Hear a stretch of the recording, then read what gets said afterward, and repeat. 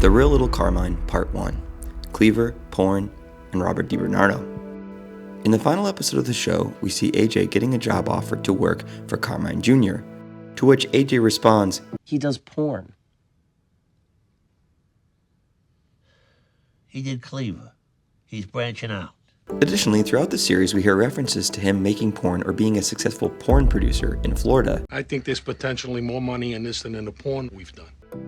As we know, through the history of porn, it has found itself in a legally dubious status at different times, which, of course, creates an illicit market. This is where the mafia and other criminal or quasi-criminal organizations step in. So of course, the mafia has had its hand in porn production. However, because it was often an illegal gray area, or it being a not respectable or dirty business, people who produce the films do stand to make large sums of money without real fear of legal retribution. This is where Little Carmine sits, and where one of his real-life counterparts is as well, Robert DiBernardo. Robert DiBernardo was a soldier in the Gambino family, but he occupied an interesting place in the family, as well as mafia history. DiBernardo was made into the family without following the usual steps of making your bones or committing a murder for the family. Additionally, as a made soldier, he was not part of any crew, nor did he have any real crew in a traditional mafia sense. He was more of a businessman who used the specter of the mafia to further his interest in the porn business. DiBernardo was considered to be a top porn producer and distributor in the United States with a vast network. His business was extremely profitable, and he would make weekly pilgrimages to Big Paul Castellano's house to hand off envelopes of cash. Big Paul, however, was disgusted by the porn business, despite willingly accepting large payments from the profits of the films. What galls me is that before Little Carmine went to Florida, I was actually close with him. I was in his wedding party, for Christ's sake. Organized his whole fucking bachelor party. Lesbian show, whores, fucking disgusting.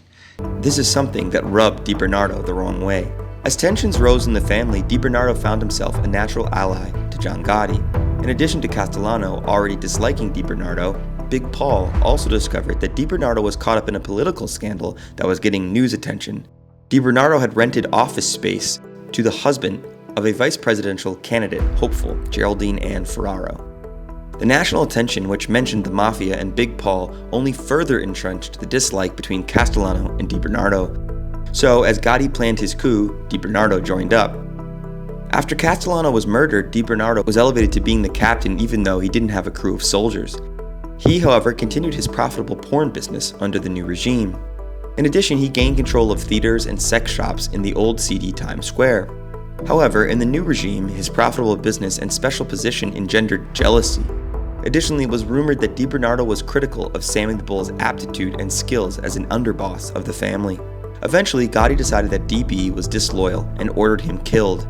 Gravano claims he was reluctant to kill DiBernardo, but did so in 1986, inviting him to his drywall business and having an associate shoot him in the head.